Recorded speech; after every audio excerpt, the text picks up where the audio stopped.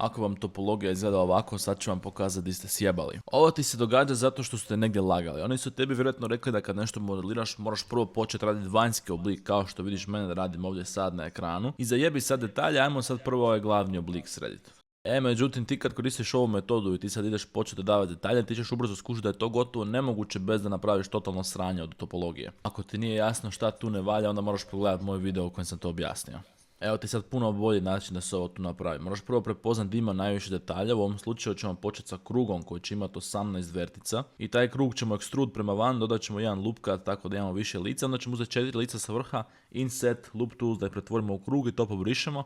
Sad izbrišemo sve ovo drugo sa Ctrl I onda sa Ctrl E možemo ovako spin tu i onda se to samo kopira i postavi lijepo u krug. Sad imamo savršenu topologiju i sad možemo sve drugo stvarati iz toga kad smo upravo napravili. Kao što vidite sad je sve puno lakše, sad mogu vrlo jednostavno izraditi sve drugo i zadržati dobru topologiju. I najbitnija stvar tu je da moraš imati geometriju koja ti omogućava detalje. Znači najbolje je početi od detalja i onda stvoriš sve ovo drugo.